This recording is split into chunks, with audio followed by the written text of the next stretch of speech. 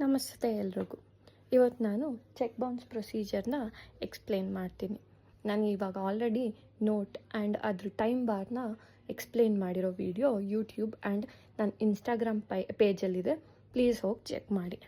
So check bounce case ಹೆಂಗಾಗುತ್ತೆ, procedure ಏನು ಅನ್ನೋದನ್ನ ತಿಳಿಸ್ಕೊಡ್ತೀನಿ ಬನ್ನಿ.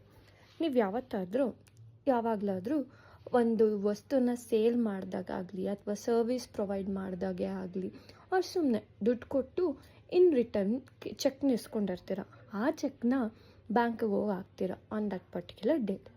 ಬಟ್ ಆ ಚೆಕ್ ಡಿಸ್ಹಾನರ್ಡ್ ಅಂತ ನಿಮಗೆ ಮೇಲ್ ಬಂದು ಅವ್ರ ಮೆಸೇಜ್ ಬಂದು ನಿಮಗೆ ಕ್ಯಾಶ್ ಸಿಕ್ಕಿಲ್ಲ.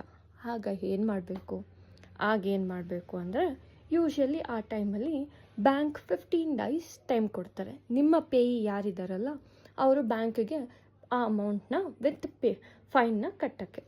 ಸೊ ಆ ಟೈಮಲ್ಲಿ ಅವ್ರು ಕಟ್ಟಲಿಲ್ಲ ಅಂದರೆ ಆಗ ನೀವು ಲೀಗಲ್ ಆ್ಯಕ್ಷನ್ ತೊಗೋಬೇಕಾಗತ್ತೆ.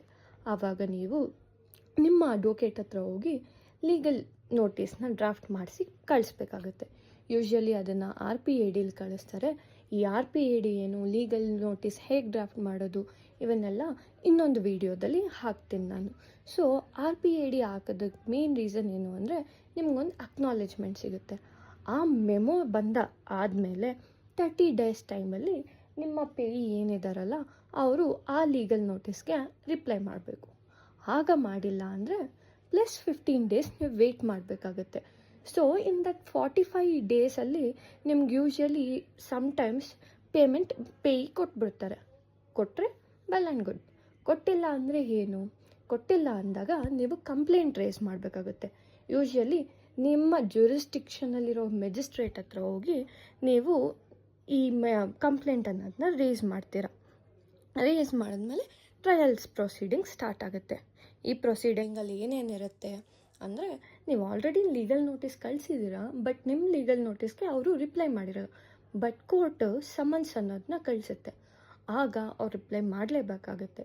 ಸೊ ಈ ರೀತಿ ಕೋರ್ಟ್ ಅವ್ರನ್ನ ಕೋರ್ಟ್ಗೆ ಕರೆಸಾದ್ಮೇಲೆ ಫಸ್ಟು ಇಬ್ಬರು ಸೈಡ್ ಹಿಯರಿಂಗ್ ಮಾಡ್ತಾರೆ, ಎವಿಡೆನ್ಸ್ ತಗೋತಾರೆ, ಆರ್ಗ್ಯುಮೆಂಟ್ಸ್ ಮಾಡ್ತಾರೆ. At the end court judgement ಕೊಡುತ್ತೆ. ಇದು NI ಆ್ಯಕ್ಟ್ ಸೆಕ್ಷನ್ 138 ಅಡಿಯಲ್ಲಿ ಬರುತ್ತೆ.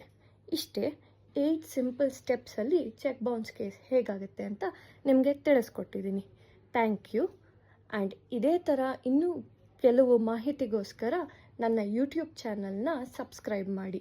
ಹಾಗೆ ನನ್ನ ಇನ್ಸ್ಟಾಗ್ರಾಮ್ ಪೇಜ್ ಅಡ್ವೊಕೇಟ್ ಡಿಯೋನು ಫಾಲೋ ಮಾಡಿಕೊಡಿ. ಅಲ್ಲಿ ನಿಮಗೆ ಇದೇ ಥರ ಹೆಚ್ಚೆಚ್ಚು ಇನ್ಫಾರ್ಮೇಷನ್ ಇಂಗ್ಲೀಷಲ್ಲಿ ಬರುತ್ತೆ.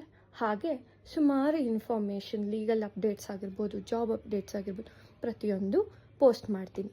Thank you.